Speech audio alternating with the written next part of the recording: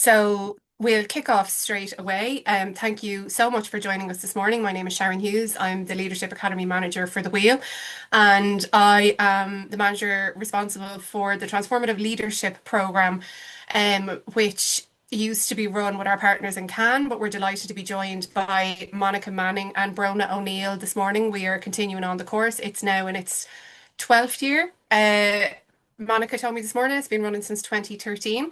So the first thing, this is just an introductory webinar where most of the information is on the website. So we're just trying to give you a little bit of additional information and for you to meet the people involved because it's a very people-centric course.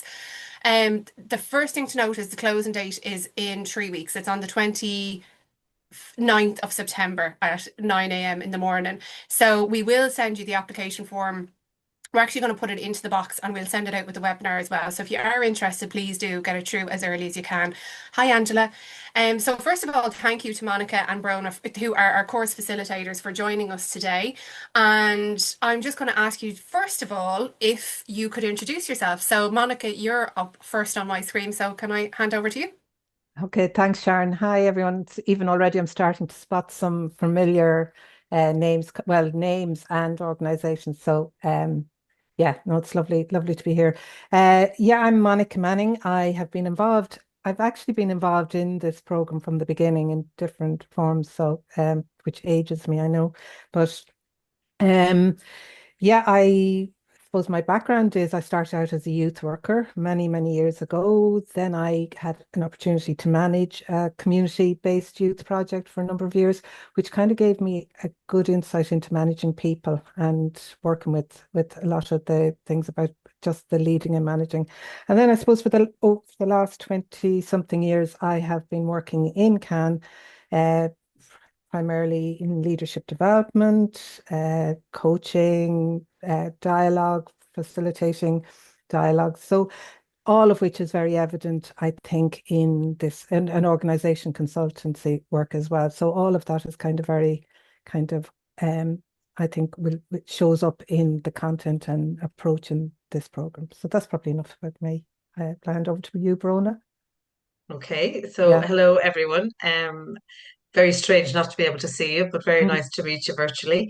Similar to Monica, my background is in youth work. I spent a long time in management in youth work and also working in the front line. I have been in Cannes or was in Cannes.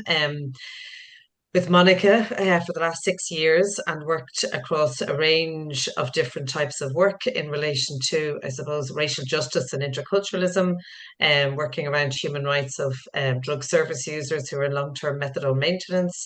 Worked on this program with Monica and other colleagues, delivering the transformative leadership. This is my fourth year doing it. I'm also a very nearly qualified group analytics psychotherapist, so I bring that into my understanding of my own leadership as well as the transformative pieces that we bring into this program.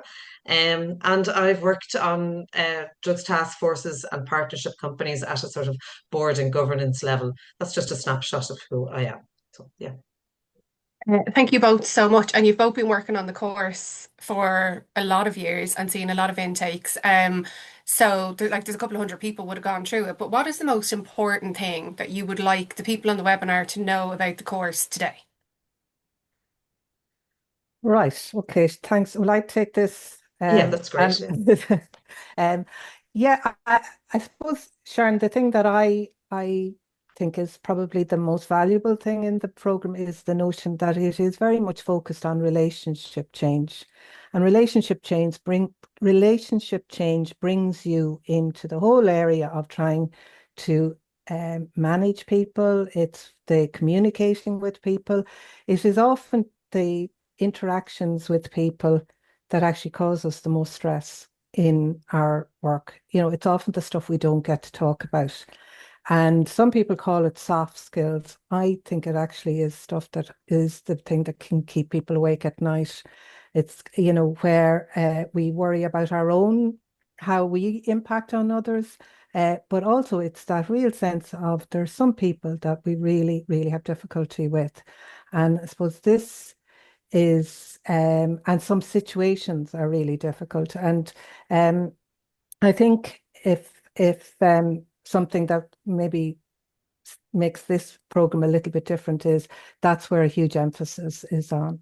Um, so I think that would be, and I suppose the other thing that I just add is that we do bring ourselves into our work, and this is an opportunity to kind of maybe develop a bit more of the personal awareness, but a personal awareness in a professional capacity. So it's not a personal development course at all. It's very definitely a professional development, but there is that emphasis on the having an opportunity to dig a bit deeper into your own development. So I think maybe that kind of Yeah, enough. I might jump in. Yeah, Yeah. jump in, Brona. Maybe some of the other pieces about it, we recognize that people who come on the course are busy, busy professionals, busy in their personal lives.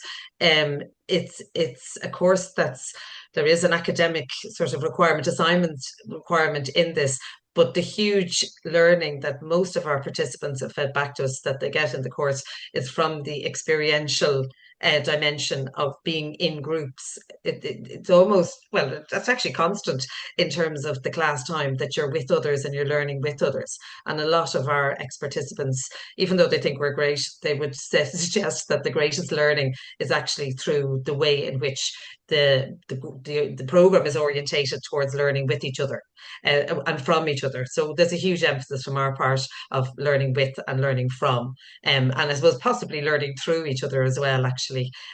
So that bit of just emphasizing that bit, and it's a sort of time out. It's 3 days where it's hard work when you're in the room, but it's also structured that you take 3 days out over 4 modules to come into the space with others and yeah, really immerse yourself in thinking about yourself in terms of thinking of leadership theoretically, but also thinking of the experiential and practical dimensions of what's it like to lead others in your roles in senior leadership in the community and voluntary sector. Okay, I love this. So, like, I inherited this course, and one of the first things that I love what you're saying there, Monica. I call that personal professional development.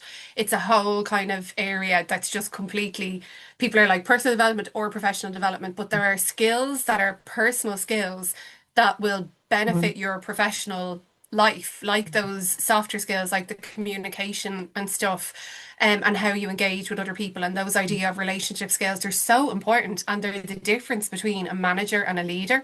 And Brona, I know feedback that we would have gotten from people is that you think when you look at it, I don't have the time. People say that to me. The two things people tell me all the time when I ask about upskilling, I don't have the money and I don't have the time. And you've referenced there, this is about taking the time, and like, you deserve it. You deserve it for your professional development. It's time to stop, reflect, find out where you are. Because a lot of people, once you've done your leaving cert, you never think again about, you just kind of like follow the path without stopping and reevaluating. So I know what one of the things I would have heard from people is that this course gave them a lot of, not time, but space to communicate with other people in a very safe environment, in a way that you can't practice on your work colleagues or on your family, that you can learn these Mhm. new skills with other people who are trying to learn. Would that be a fair? Yeah. Can I just come in there and just Yeah. add to that, because that brings us into a whole thing, Sharon, when we talk about time, and people kind of saying, I don't have the time. I think one of the really important things about the program is that it's applied learning. So you need to Mm. be in it, like, so we're on a shame, like we're very upfront in terms of it's very values driven leadership. Like, so we're, it is kind of very much coming from that social justice, equality, that shared leadership. But the whole purpose as well is that you need to be in a position where you can apply the learning and bring it back into your role, so that then when we say that you're actually working on stuff that you're bringing back and is really helpful.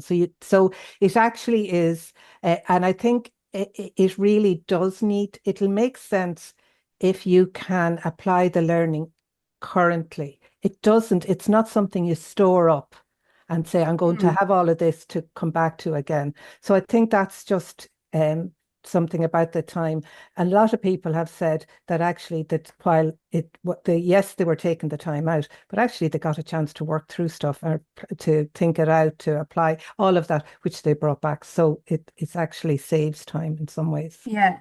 And one of the things I know, I always think about that, I don't know, I think it's attributed to Nelson Mandela, but at some point you have to stop pulling people out of the river and go back upstream and Yeah. find out who's throwing them in. Mhm. And I think with this course, there's a lot of like going back to first principles, being yourself and how you're Mhm. engaging with your team.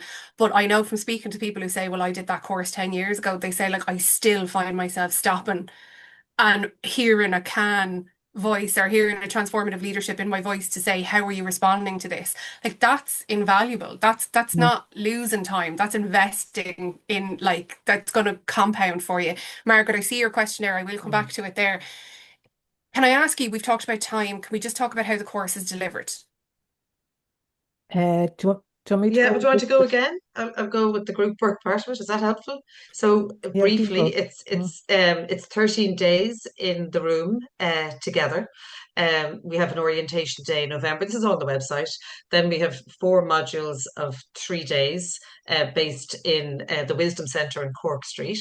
Um, those days are roughly 9:30 till 5. We started a little bit later on the Wednesday for people travelling from up the country, and we end a little bit earlier on the Friday. A heavy emphasis on experiential learning through group work. And just to come back to the time bit, I suppose the academic part of it or the assignment part of it, there are 4 assignments, and 2 of them are reflective journals. So again, it's reflecting on what you've learned in the sessions, what you've read, and then I suppose what that sense that makes for you in terms of your own practice at leadership level. There's one assignment which relates to a change project. So Monica's speaking about the practical application of the learning. So that's where you really do need to think about something in your own organization, your own practice that you want to change, and you get an opportunity to write an assignment on that. And there's one group project. So within all of that, none of them the work that assessment wise is theoretical in the sense that they're not essays for college. They're very practically reflective and planning projects that are based on work you're doing already and on yourself and your own learning. So there is a bit of theory that comes into it. We do use articles. It's not a heavy emphasis in the course. We use the overheads very infrequently, if at all. The classroom dimension of it is highly participant and engaging. So our methodologies that we use are heavily emphasized on participation, and that's, I suppose, we would emphasize equal participation of everybody in the room. So that's what I would say about it. Do you want to add anything, Monica? But yeah, just that they learn, we create a learning community, and it's very much coming from a place that you're an adult, you're already a leader, you're bringing a huge level of expertise anyway. So what we work and we're operating on the assumption that there's a lot of expertise already in the group. So you're learning from your peers. Then we top it up with theoretical inputs, but it is very much coming from a lived experience. So it's really influenced by community development principles, adult education principles. So it is not back to school. It's not back even in while it is academic, it is a more experience, as Brona said, it's a more experiential uh, way of working. So yeah, I think the thing that people come away with that talk about a lot is that we create a safe space where it's okay. Yes, you build on your strengths, and it's very much coming from a strength space, but there is also a safe space to maybe look at some of the challenges, and you can do that in confidential because there's small groups, there's so it's that's a very big part of it as well. So just I think there's a Yeah. good few questions, so I'll stay quiet Yeah. and answer questions instead. Yeah, we'll get to them Yeah. as we can. We will say as well, it is an accredited course by Maynooth University. It sits at level 8. It's a certificate at level 8. So there are academic requirements that the team have worked. They work constantly with Minute to make sure that even though this is experiential learning and it is peer learning, that it is also academically accredited. Mm, mm, You are a Maynooth University student for the course. You get a student card. You have access to the library, and mm. then you do have to wait like everybody else for your finals at the end because the guys actually it has to go through the full validation process. So it is a fully accredited and validated course as well, which is where the marking comes in. Margaret, if I haven't answered your question properly, come back to me, please. Um, we do get a lot of questions about the fact that it's in person and can it be delivered online. I feel like you've touched on it, but if you just want to delve into that a little bit deeper. Well, it's the learning is in the room. You're learning from the like all the content is about applying. So you're applying it there, you're sharing, working it out. There's a lot of analysis. So if you miss I mean, and sometimes people do have to miss, I mean, life happens and all of that, but they always comment that they have missed much more than just what the notes or the handouts. And again, I think most people in on this webinar would know that from work is that when you're working like that, you miss more than just what the input has been. So I think and I suppose the other thing is it does impact on others. So like there's something about what you have to offer. So if you're not there, others are missing out on that as well. So there's a big emphasis put on that whole kind of collegial learning, sharing, peer learning. So it can only be done in person. Yeah. One of the questions we got asked is the level of staff that usually attends this. Is it manager, head of department, higher, lower, all? Um, So you sorry. go, you go, Yeah. Rona, yeah. Yeah, so the senior leadership is the target, those in senior leadership. You determine yourself how you regard your own leadership. We've had CEOs, we've had heads of departments, we've had people who are, I'll give an example, say in youth work, youth projects, people who are project leaders. They may have a small staff team of maybe 6 or 7, but they're essentially a mini CEO in that organization. So they're dealing with all the HR, they're dealing with the finance, the governance, the practice related issues, and making decisions on a daily basis of how they lead their teams. So it's a real variety in terms of who applies. We determine that one of the questions there is the numbers. There's 18 people, potentially 19 on a course, and what we do within that is that we look and see at the group mix. So we would be determining participation based on people's their answers in the application form based on their leadership challenges and the challenges to their organization, and then we would be determining what the group composition would look like. Is that a good enough answer? Yeah. I do think it's worth from the outside looking in, you have to have some leadership experience. And I do think I don't think there's any limit on what that looks like, but you have to have it because as Monica said, everyone else is learning from you as well. Mm. And because of that experiential learning, you need to be bringing you need to be bringing issues Yeah, and and that's just the level that this course is at the moment. It's not designed to be exclusionary. And I think, as we said, I don't think I've ever seen you guys stick to titles. I think that's not it. Like if you're lower down, but you have a big team of people, or I think if you can get that into your application, because is that a fair, absolutely. No, yeah, and even for your own sake, because a couple of times in at different times, individuals who mightn't have had that level of experience, were on the program and they struggled more because yes, it's actually even for your own sake, apart from I think you do need to be in a position where you have a level of experience and confidence, but you're wanting to develop more of it. Yeah. yeah, yeah, and also that you have a space that you can bring the learning back to. Yes. Because Yeah. you've talked a lot about how like you're learning as you go and you want to apply that learning. So if you're not in a leadership position, so I think we'd be the easier thing. It's not about management; it's about leadership. I think, Mm. and if you can communicate that clearly in your application form, you should be fine. I'm just going to answer a question out loud for the webinar. If the premises is wheelchair accessible, it is wheelchair accessible. We do try to make all of our venues accessible where possible, but the Sophia Centre is particularly Mm. so. Just does I'm just going to chat for a minute. I have no other questions directly. Is there anything else you two have thought of while we're going? There's a question there about the qualifications there. Just wondering professional qualifications that we have. So directly to me, I suppose the question. So my qualifications are a master's in applied social studies from Maynooth University, with a particular emphasis around equality issues in youth work. And then my other one is in relation to group analytics psychotherapy, a master's there as well. The piece around the human rights and social justice relates more particularly to community action networks work with people with lived experience, and those who work with people with lived experience of discrimination and I suppose their human rights not being realised. So when I talk about the work, it's very much in terms of can worked a lot around people living in social housing, particularly in local authority housing, and has worked in terms of an empowering process, various empowering processes around taking, I suppose, duty bearers to what's the language, to the table through dialogue practices, looking at, well, what is happening in terms of the voices of the less heard being heard in relation to what's important to them.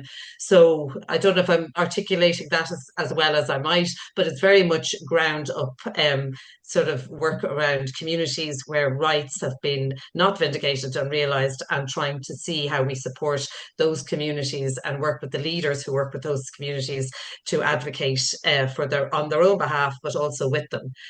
Monica might speak a little bit about the dialogue practices. I don't know if that's of help as well. No, that's I don't enough, is think it? so. Or Yeah, okay, good Yeah, enough. I yeah, think they just wanted to know your qualification. yeah. So I think Yeah, I think we're yeah, okay. yeah. Just I have two more questions. One was about Mm. accessibility to accommodation. Unfortunately, we don't, and I completely accept that this is probably the biggest challenge for a lot of people. What I will say is the Sophia Centre is very easily accessed from public transport. It's close to the Houston station, and a number of bus routes run up and down that way. And I think over time, the team would probably have picked up a few Airbnbs and names and stuff that they'd be able to share with you, but unfortunately, it's not a service that we do provide. I do have another question from past participants. What's the actual time required outside of the in-person day? Do you have any idea? I think if you attend, again, Brona said it's designed for busy people. When during each module, we're actually walking you through the assignment. So if you take good notes, you're right, and we're always saying this, listen, just to there isn't a huge, there isn't a huge commitment. There's the journals are done. You could have most of that done. So um as I said, if your project is related to your work, which it needs to be, again, it doesn't so I can't give an exact amount, but I honestly don't think you're talking like Brony, you're probably better. I'll jump. Yeah. Yeah, I've just come out the other end of assignment land myself academically. So we have a few articles to read.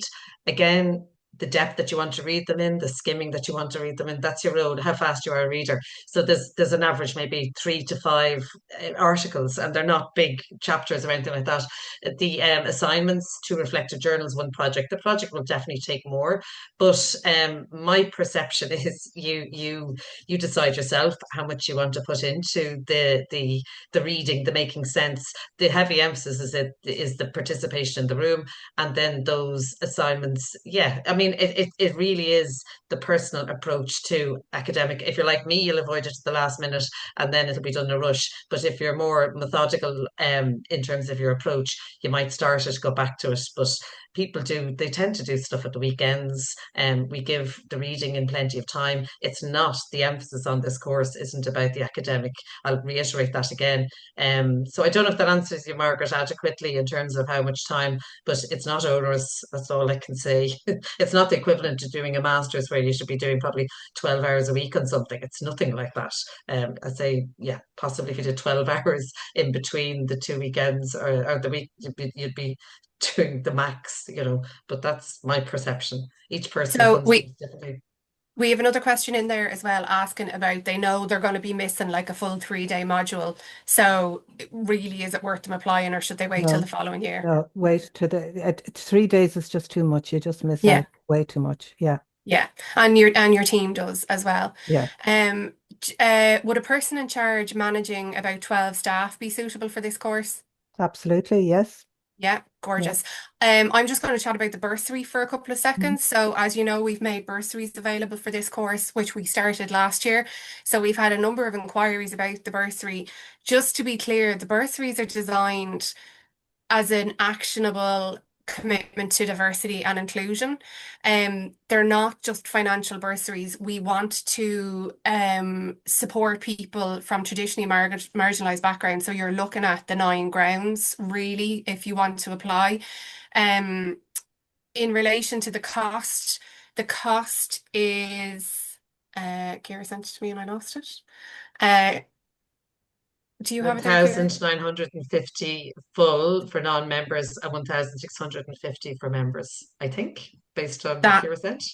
That's it. Thank you. Sorry, I wrote it down and then immediately forgot it. So this is part funded by the NTF, as you can see from the course. So you first of all, you have your full accreditation from Maynooth University, and as well as that, you've got your 13 in-person days with your 2 tutors who are on hand all of the time. And you also get you are psychometrically tested using the Cantor model, which happens on your first day. So you actually get a full report back on your own. Is it your communication styles that it Yeah, measures? and behavior. Yeah, it's a psychometric test that you'll use right throughout the program then. So Yeah. there's quite a bit in it. Yeah. Yeah, so that's all included in it. And then the course is already part subsidized by the NTF through the wheel as well. So it is actually really great value. It's a really great course. So how often is the course offered? It's offered once a year. So the timetable is there's an induction day in October that will get you through your psychometric testing and introduce you to everyone else. And then it'll happen next year. The 4 by 3 days will happen and it'll be finished by May. And then that's the academic because it has to follow the minutes um registration and validation and exams and stuff like that as well. So another induction day is the 20th of November. Thank you, Kira. I don't manage staff directly. We're a small organisation, but I manage the education coordination to our members, which covers the whole of Ireland. Without any management of staff directly, would I still be considered for a place? Yeah. I think if you can show that your work is you're in a leadership role and you're involved in trying to create some kind of change and you can apply the learning, yeah, I think so. It's not, would you, Brona? Like I think it is okay, but Yeah, no, absolutely, yeah, Zoe. Yeah, just to say, I think we may have seen something from you already, and yeah, yeah, I think I'm correct in saying that it's based on the leadership role that you have, yeah, and I think you've demonstrated it. It's what's demonstrated in your application form. That's answering the next question from the person who's put that in again. It's not the first come, sirs. It's not the qualifications. We make a determination based on the quality of the answers in the application, and then we look at the whole group format forming as well. So they're both considerations that come into it. Yeah. But if somebody hasn't qualifications, a lot of qualifications, we would look at that in terms of the academic requirement because it is at a level 8 as well. Just to be clear about that part. Yeah. There's a lot of time goes into the application process, and what I would say to you is don't overcomplicate it, but also give the relevant information. Give yourself a fighting chance. If you think it's relevant, throw it in. I always say that to people. Let people the other side decide if it's irrelevant information or not. Just take a bit of time and answer it, and it should be fine. There's someone asking about a bit of flexibility about needing to leave early on the days. Would it be okay to still apply? Yeah. Look, it's Yeah, stuff like that. You're at, you know, you're you're adults, adults. Yeah, you're adults, and also life happens and there's commitments, all that. So, like, we're not rigid around all that stuff. No. cool. Okay. I think we've hammered through a lot of the questions. It's only one night away each week for 3 months. Would it be It's two not, it's two nights? nights. It's two nights. Two You'll be nights. away Wednesday and Thursday night. Yeah. Um, yeah. And I will say as well about there is questions in the application form about from your organization, Mm, asking for your organization to support you as well. Could you just touch a little bit because there's a lot of yeah. thought has gone into that, and I think it's worth explaining to people why that information is sought. Yeah, can I just take that up? Yeah, that's a really, really important one, Sharon, because your organization needs to first of all, your organization, and when we say your organization, your board of management or your senior man, whatever it is, they need to be supporting your attendance Yeah. and your participation on the program and value it, because otherwise they'll start making demands of you and pulling you, it'll make it very difficult for you, which then impacts your participation on the program. But also, I think it legitimizes, it gives you the space and the authority to really go for it and to take your 3 days. And what we often say is use us as the people. We say, look, you're not allowed. I mean, we don't mean put it for you to be able to go back and say, I'm not available. It's a course requirement. If they have supported your attendance and your participation, they're supporting that. So it gives you as a participant that bit of I think extra support in holding that time and fully getting into it. So yeah, they definitely need to be supporting it, and they need to like it's even on the form that they're committing. Like it's an, as you said it very early on, Sharon, it's an investment, an organization investment in itself as much as in you as the participant. They're going to gain from it. So Yeah. seeing it as that, I think really helps. Yeah. And I definitely and unfortunately I have seen that we did that was a consideration we made early on was that necessary? And upskilling uh is valued least in our sector. I think the public service would happily sign over, the private sector would. Mm. This is important. If you want good leadership in your organization, organizations need to invest. You need to invest as individuals. So it is really I've seen the difference. We've seen the struggles for the individuals when they Mm. get caught between the two stools of trying to finish the course, but their boss is saying, "Well, can you not miss a day, or can you not?" Because it is very much about that is the unique selling point about this course is the in-person, the humanness. I call it because obviously we have our course with NCI, and I kind of call that one the quantitative one, and this one is the qualitative one. This is the in-person one. This is the human connection piece. This is the figuring out how to work with teams and with people and with relations to make change in your organization. That is, to get the end result, you need to invest in to get a different result, you need to invest in a different system. And that's what's so unique about this course. And it's the thing everybody says to me, gosh, I learned so much about myself. I was self-sabotaging myself, or I wasn't, I was able to take that space. I was really good at the strategy. I was really good at the operations, but this is the thing that brought me up to being communicating well with my team, getting the best out of the people around me, and that changed the organization. It's sort of like a contagion. Like if you get one person in an organization who's done this transformative leadership, generally they'll send another person back, or they'll because they can see the impact that that course has had on teams and how it kind of leads out. Mm. Will we leave it there? Unless anyone has no other question, we'll finish on that. That was a strong point to finish on, Yeah, Sharon. yeah. Yeah. Yeah. Um, Yeah, I just double check and there's no. Thank you all so much for the feedback. I understand if things are expensive for voluntary groups. I absolutely understand that. And I hope it was useful. If you have any further questions, do let us know because we're always trying to bulk out the information to make sure that people have enough information to attend the course because it is an investment from you. So we're happy enough to invest the time to make sure you have all of the information that you need to make those decisions for you. So we're just going to hang on another 2 minutes if there's any last minute questions. But other than that, we're finished. And thank you again for your time. We look forward to having gazillions of applications in. Thank you, Brona, and thank you, So, Monica. You're very thanks, good for Sharon. giving up your time. Right, Thanks for enjoyed coming it. on, everyone. Yeah, thank Appreciate. you. Yeah. And Yeah. hope to see some of you on the program. Yeah. Yeah, Me too, in yeah, November, in November. Yes. in the So, group photo. A direct question can go to Kira. Kira are you Kira dot power or I keep messing this up. Uh, I sent out the wrong email for poor old Kira the other because is it Kira dot or Kira power? Kira Power at wheel.ie. I have it in there in the chat box. There's no dot. Okay, perfect. Thank you. Thanks, Kira. And thank you as well to Kira. Kira is the person who answers all of your queries. I just bop out like a whale. You just see me when I come up the top. But Kira's there doing all the work in the background. So thank you so much. And she'll answer any question you have. Don't think twice. If you just want to double check a small detail, she'll be happy to do that. Okay, I think we're all right then. great. Okay. The The application form application goes to form does Kira. go to Kira. Yeah.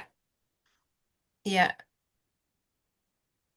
You're so very welcome. Thank you, everybody. Okay, have a fantastic Friday. Okay. And Thanks, we'll see you Sharon. soon. Thanks, Monica. Thanks, Brona. Bye. Bye. Cheers. Bye. Bye. Thanks, Kira. Thanks, Matthew.